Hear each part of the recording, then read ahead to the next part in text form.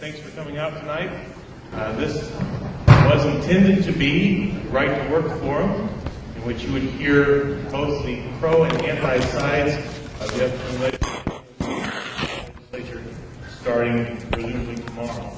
However, at 4:30 this afternoon, Rebecca Patrick, who is the Public Relations Director for the Indiana Chamber of Commerce, called the Kokomo Perspective to let us know that after committing on December 21st to be part of this forum tonight, they will not be in attendance.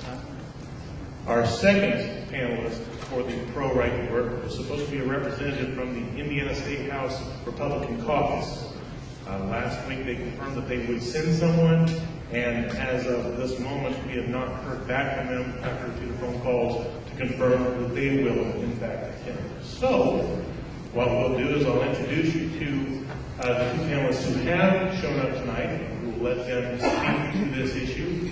I've got a few questions that were developed by the Kokomo Perspective and the Kokomo Tribune, the two main sponsors of tonight's event, and then we'll probably close the event earlier than originally intended. Like I said, thank you for coming out tonight. This is a forum put on by the Perspective and the Kokomo Tribune. My name is Pat Muncie. I'm the managing editor of the Kokomo Perspective. I'd like to thank some of our co-sponsors tonight. Blue Citizen, an online blog, is a co-sponsor, as is Ask Me Council 62. We'd also like to thank Kokomo Center Schools for the use of their facility, and the City of Kokomo for providing coverage to KGov. We'll start with our forum panelists tonight. Closest to me is Midge Collett. She is a representative of the United Auto Workers District 3 and former president of UAW Local 292 here in Kokomo. And then to her left is Chuck Sosbe. He is a lobbyist with the State Firefighters Association, used to be former, and current vice president of the Indiana AFL-CIO. So without further ado, we'll allow Ms. Collett to open the speech. Well, good afternoon, and I consider it a privilege to be here. Right to work is something that's, the right to work for less is an issue that's near and dear to my heart. I've worked as a union organizer, and I worked for quite a while in right to work states. And so I was familiar with how the people were treated there, the people that wanted to belong to a union. I think one of the things that troubles me most is, we were asked to believe that NAFTA would bring us work, and that failed. And then we were told daylight savings time was really going to be a big winner, bringing work. I never could figure that one out. But that's what we were told. And now we're being told that right to work will bring work into the state of Indiana. I don't believe this for 1 minute. Two good examples of why it doesn't have any bearing. Toyota located here, along with Honda, non-union plants, knowing full well that we were a free state, a non-right to work. In 2009, an area development magazine conducted an annual survey, and right to work ranked 14th in the importance. I believe that companies locate to Indiana because, according to the Indiana website, Indiana is located in the heart of the Midwest. Indiana offers a low-cost, pro-business environment, including low utility costs, low worker compensation rates, lower unemployment insurance, a highly skilled, educated, and capable workforce. Now, these are the words on the Indiana website. A highly skilled, educated, capable workforce. Indiana also is within next-day delivery of 80% of the U.S. automotive manufacturing industry, with 9 interstate highways, 13 state-of-the-art international ports, and the second largest FedEx hub in the United States. So that's why people want to locate to Indiana. The reason that, another thing that's been brought out, that Indiana has lost jobs, the large amount of jobs that have been lost in Indiana, that's due to the outsourcing. I know firsthand about job loss in Indiana. I worked at Delco Electronics. I still call it Delco. You can tell that I'm a more mature worker. I was standing in the Plant 7 when our first wave of jobs went out. We stood in Plant 7 and we cried as 500 of our jobs were loaded onto flatbed trucks taken out. When I hired in 1972, we had 8,000 jobs. Now, right to work had nothing to do with the loss of those jobs. And one of the others that always sticks in my mind that broke my heart was the pottery. I worked with Larry Johnson trying to save those jobs. And those jobs went to China along with our jobs. So when you hear them talking about job loss in Indiana, that's due to they want to call it global economy. It has nothing to do with global. It is simply slave or low-cost labor in other countries. In Mexico, the workers make 1/10 of what a non-union worker makes in the United States. So it's all about the profit, or not the company's profit, and low wages. So the right to work thing that really bothers me most, I believe, is that it's simply a union busting tactic. So that's why I am in opposition of right to work. And I tonight, see, this is another thing, I thought we would be limited to our remarks since I was said from 6 to 7. So now I'm taking advantage and saying some other things that I'd like to, so I'm not sticking to the script. My script, it wasn't anybody else's. So I don't want to take up the whole time, Pat, so if you need to give me a signal.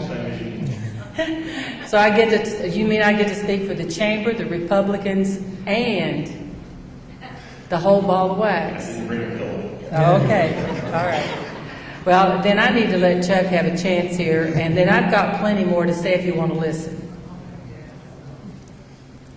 Good evening, everybody. Thank you for taking the time tonight to be here.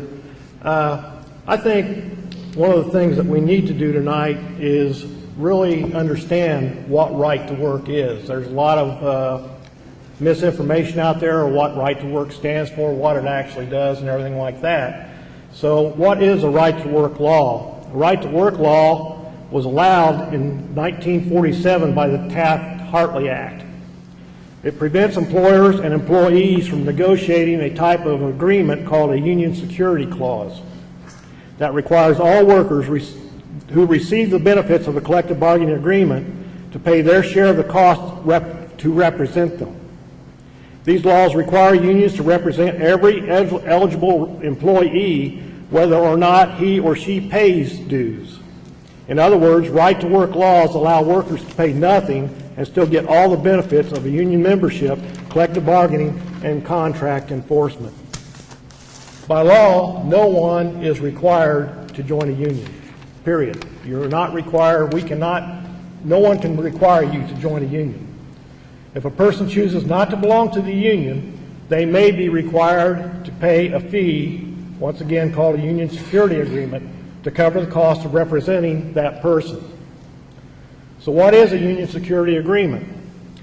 A union security agreement is a product of negotiation between the employer and the union that requires that after a union has become the authorized representative of the employees in a bargaining unit, all employees of that unit must pay their fair share of the costs for that representation. Pursuant to federal law, when a union has been authorized as a legal duty to represent every employee of the bargaining unit without regard to whether that employee is a participant in the union or any other factor. That means if they feel that they are not being represented by that union, they can legally sue the union for non-representation. So that in a nutshell is what this is all about. It has nothing to do with more jobs, better unemployment rates, or anything like that. The whole thing on this right to work is to get rid of the union security clause and to weaken the unions. All right. I've got 2 questions here. Some are going to to seem a little odd because they were originally intended for both sides to respond to. I want to start with Indiana is ranked as the 5th most business-friendly state in the United States. And we've been very successful at job attraction while our Midwestern neighbors have seen less success. So with this being the case, why would we need a right to work law? Why would we need a right to work law? We don't.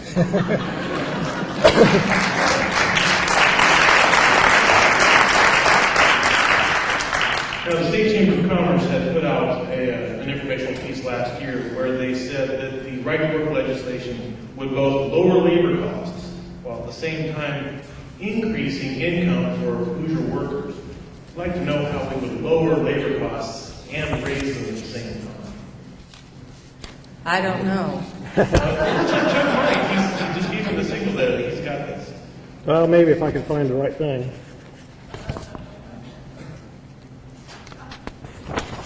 Got so many markers here, it's hard to bring them all up. In the meantime, how about that weather we're having? Yeah, well, one of the things that the Chamber study does, it's a very flawed study to begin with. When they're comparing years to all these economic factors, they only use 2 years, 1977 and 2008.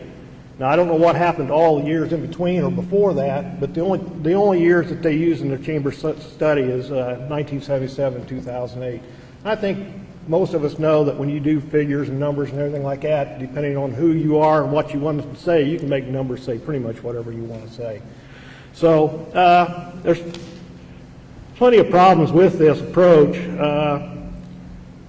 Groups like in Oklahoma and the current right-to-work states, even though Oklahoma was not a right-to-work state before 2003, is also using 1977 data for their thing. So they're using data for Oklahoma that they weren't even a right-to-work state in 2000 or in 1977, but they're still using the data to justify some of their means. Also, the problem is averages.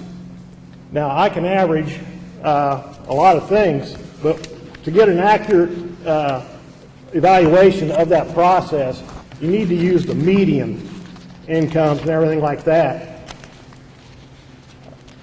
For example, when I go in there and average salaries on the differences this came off the Department of Justice website that they use for figuring bankruptcy cases on salaries. You know, I can use Mississippi, for example, whose income is $32,348 a year versus Indiana's $41,697 a year. That's a $9,349 difference.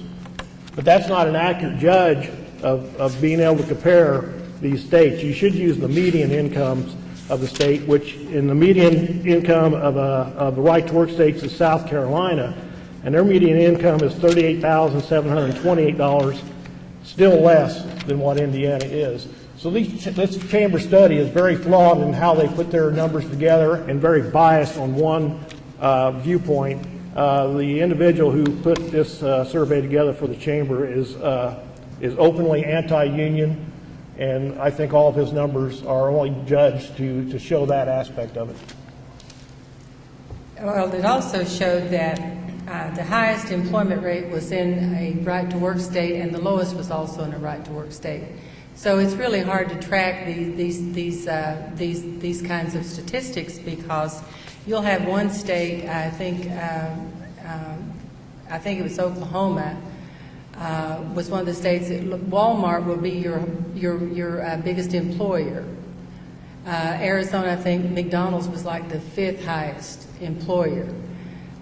You have a lot of hospitals in those right-to-work states. So when you're comparing industrial jobs with hospital employees and with McDonald's employees and Walmart employees, you can't get a good statistic on the wages. And also, one of the good ways to, for an example for that, and one of these surveys that I have, or analysis I have here, that's posted on the AFL-CIO website, I'll give you that website later on if you care to go there, is that if you have 3 people with an income of $10,000 and you have 3 people with an income of $20,000 and 3 people with an income of $30,000 and one multi-million-dollar guy that works for a computer thing, and you average that income, that means that all those 10 people make $500,000 a year. That just shows how flawed their statistics are. Let's move to a question I think you can both answer, and that is, you and other pro-labor interests have said that right-to-work legislation is nothing more than a union-busting tactic. I would like to know how right-to-work would bust a union. Well, the reason I think that it would bust a union, I do know for a fact that employers do profile hire.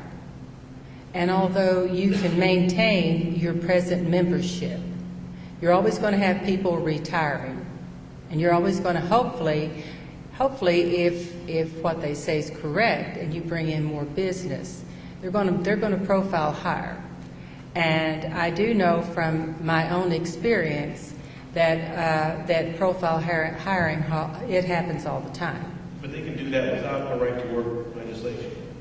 Well, but if you're in a closed shop, Pat, if you're in a shop that's a union shop, it doesn't matter who they hire. They can hire anti-union people if they would like, but at least these people will be participating and will have access to try to educate them.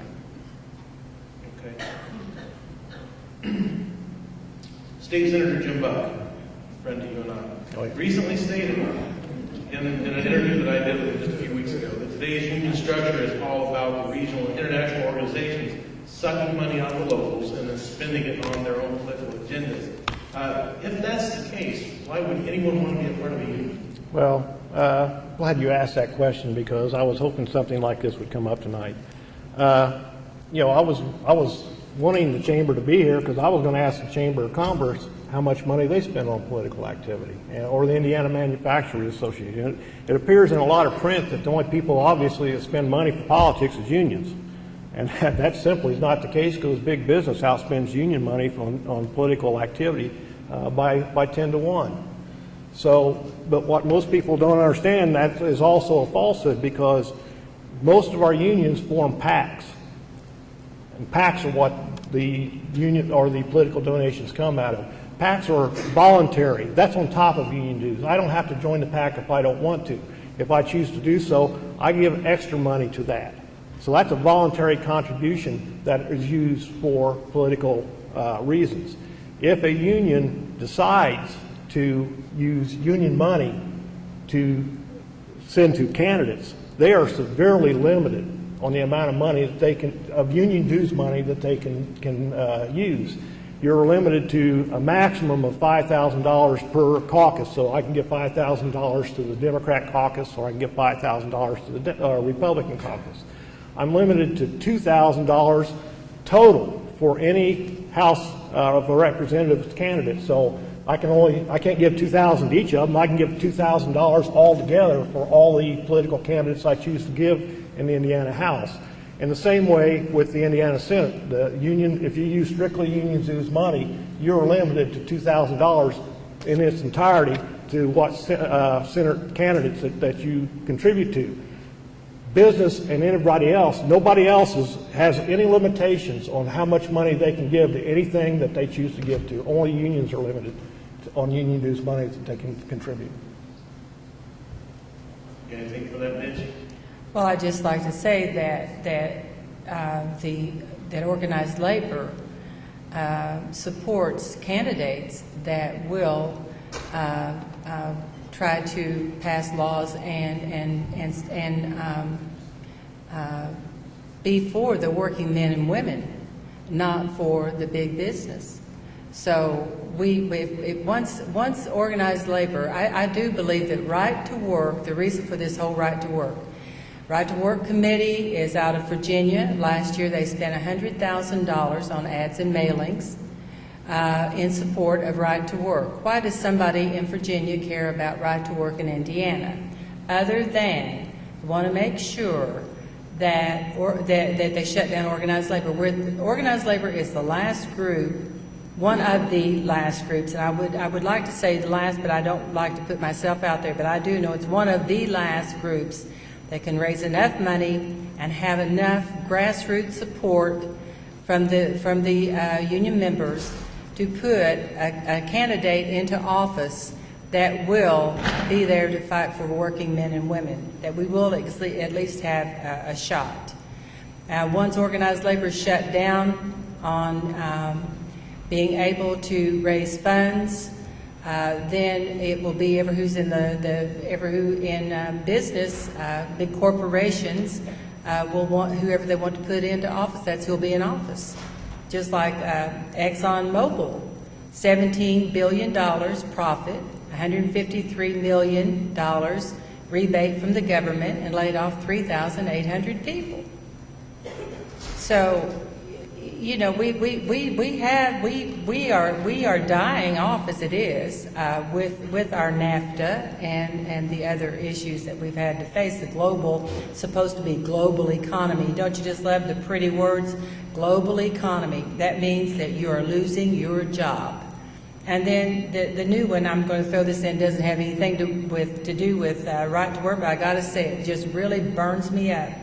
Now the new buzzword is food insecure, rather than telling people that say people are going to bed hungry. Oh, the family's food insecure. That's like global economy is the same thing. It means that they're shipping our jobs out.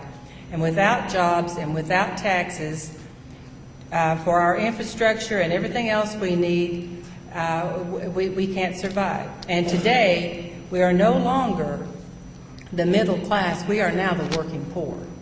And that's a fact. And with this right to work also, the statistics from the Bureau of Labor Statistics, now the Bureau isn't slanted either way. It shows that workers make $5,538 less. Well, when you're making less money, and non-union shops also make more, because the rates, the union rates, if you want to keep people in your shop, you have to keep the wages up to compare with the union shops. Well, when the wages go down, the churches are affected. Our churches right now are trying to feed the poor, trying to keep the church pantries. That urban outreach is wonderful. But the churches, the churches will have less money to take care of the poor. The poor, and they always say, well, the poor will always be with us, yes. But now the middle class, we're the working poor. So we're going to get poor with right to work. And also going back to your question on why do we need right to work, and Midge's answer is totally correct, is we don't need it, is wages in a right to work state is 3.2% lower than those in non-right to work states.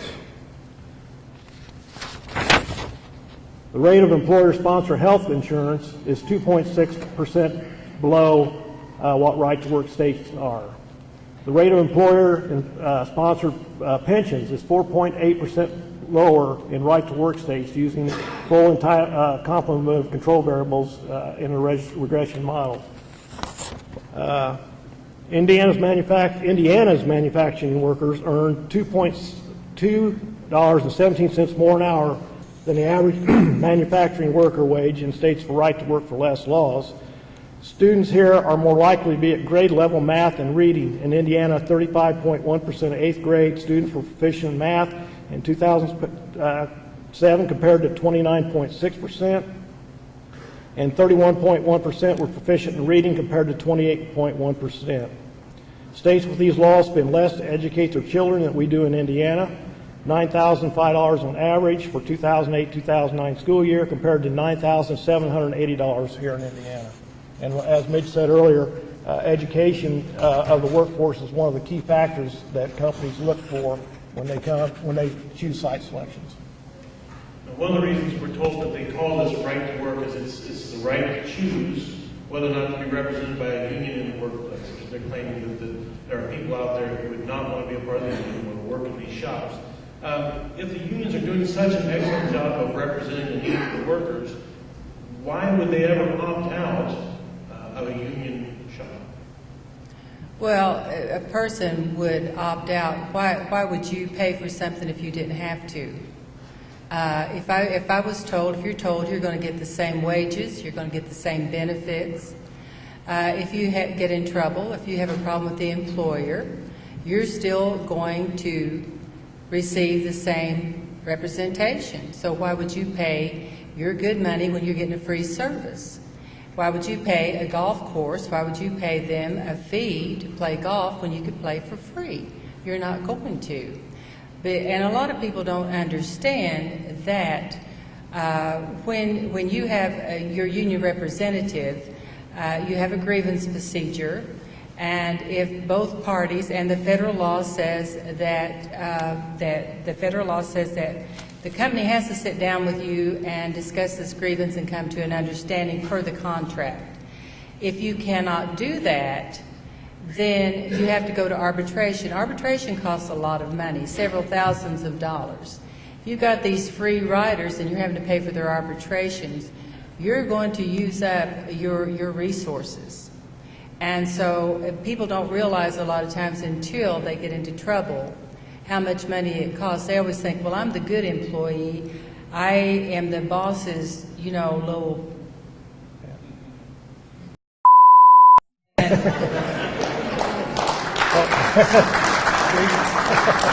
And so then, and I'm not ever going to get in trouble, so why should I pay the dues? And that's the first person usually he gets mad at, and that's the first person that gets gigged. And then you have to represent them. And as Chuck said earlier, if you don't represent them, then you can be sued. So it's just like anybody else. People think, you're going to get something for nothing sometimes, but usually, like I said, I believe that people, once they understand how much it costs to be able to have experts to help you maintain your wages and to get that contract, what it costs to get a good contract, in order to have health care, and all the other things that you get in your representation, I don't believe they'll opt out so much, but I do believe to me, and this is only my opinion, nobody else's, I do believe that profile hiring in the future can really damage us. But I do know for a fact that this is just a union busting tactic, and that's all it is. Also, if a person's opposed to being part of a union, I guess what I really don't understand, if you apply to work at Chrysler, that's a union place. If you apply to work at Delphi, Delco, whatever it's called now, that's a union place. If you apply to go to Haynes International, that is a union shop as well.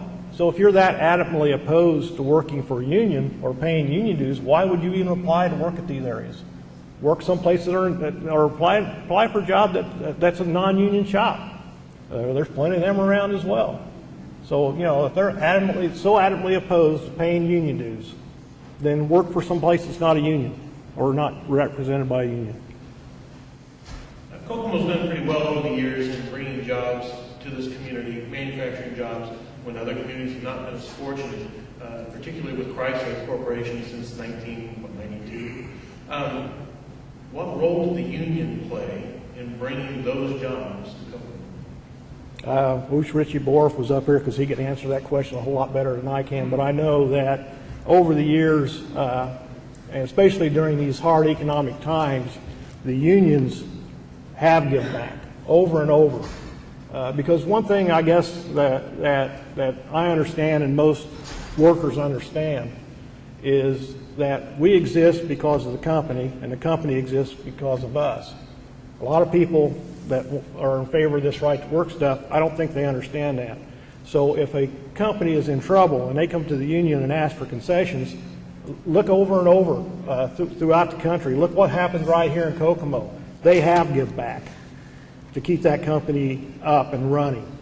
The City of Kokomo gave back. When Sheila Poland's sitting back there, she can tell you on the negotiations on the tax stuff that they gave back when they passed an ordinance to give their their corporate welfare, what is it? Yeah, abatements. And so, people give back all the time, and the unions give back and have given back, especially through these tough times, over and over and over again. Well, I'd like to say the first thing that when you go in to negotiate a union contract is the company has to make a buck if you want to make a buck. That company has got to be successful. The first thing you learn to do is not negotiate yourself out of a job. And you have got to be able to help the company to try to attract more business and get more contracts. You know that.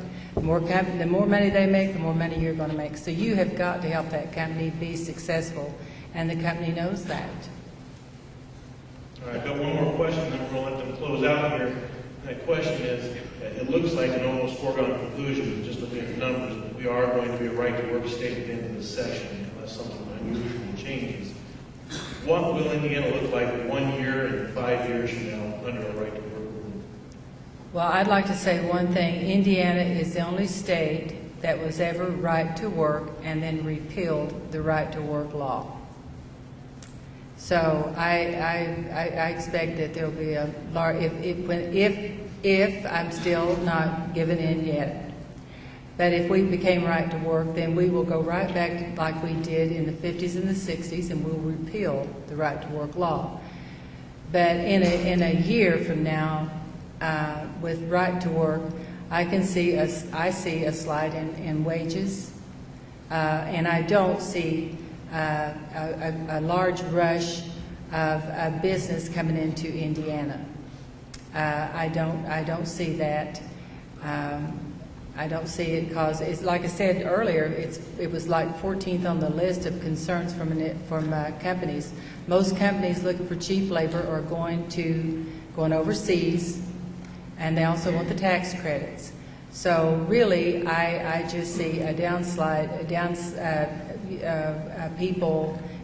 disruption in business, and people being upset over it. I think there's going to be a lot of animosity. I think it's going to cause a lot of animosity. It'll take longer, I think, for the real effect to be seen, and hopefully that we can get that repealed before that happens.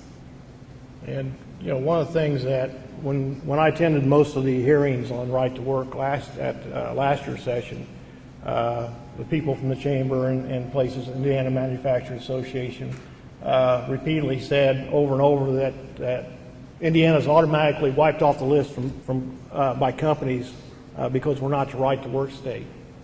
And they were asked, well, what companies are they? Well, we're not at liberty to tell you who they are.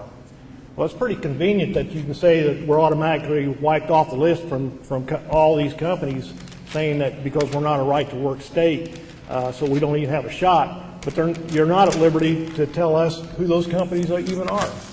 I think that's awful convenient as well. All right, and if you have any closing statements, you can make them at this time. Okay. Well, I'd like to say that I think that the legislatures should be focused on real job creation based on economic facts, not political paybacks, and based on not use false and misleading information. And I think I like best the quote from Dr. Martin Luther King. In our glorious fight for civil rights, we must guard against being fooled by false slogans as right to work. This purpose is to destroy labor unions and the freedom of collective bargaining. We demand this fraud be stopped. Right to work law does not guarantee anyone a job. It does not guarantee that more jobs will even come to Indiana. It is meant to weaken unions. It allows someone to reap all the benefits of a union negotiated contract without contributing to any of the costs associated with attaining these benefits. I compare it to a person moving into your home, eating your food, using your heat, electricity, water, and not be willing to share any of the costs of your mortgage, food, or utilities. Not many of you would agree that type of arrangement is a good idea. Because if you do, I'm sure there are people out there who will be happy to take you up on that type of a situation. I oppose right to work, and I ask that you do too. How can a policy that lowers wages be said to benefit the economic fortunes of Indiana residents? And what good does it do to attract business to Indiana if the business does not pay their workers enough to live on? I would think, as their right to work advocates say, that eventually wages would rise to the level of non-right-to-work states that they would already have caught up by now, since 18 of the 22 states passed right-to-work by 1955, and they're still not caught up in their wages. It's just another empty promise. I totally disagree with Senator Jim Buck's support of the right to work, but at least he has made his intentions clear. That's more than I can say for our state representatives have done. I call on Representative Karakoff and Venata to tell us before they sit back and see how the vote is going to come out before they cast their votes on this issue. Tell the public how they are going to vote on right to work. I oppose right to work, and I ask you to oppose it too. But just agreeing with me is not enough. Call or email your state senator and our state representatives and tell them you oppose right to work for less legislation. And I thank you for coming here tonight. I appreciate it very much. Thank you.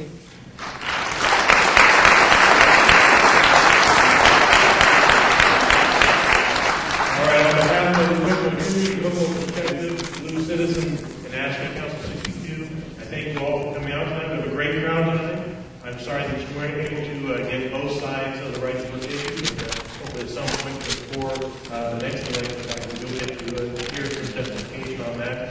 Keep in mind that this was live streamed on KokomoPerspective.com this evening. You'll be able to go back and look at the blogs there. And this was filmed by KGov, and it will be rebroadcast. Check the KGov listings for times and dates. Thanks a lot for coming up.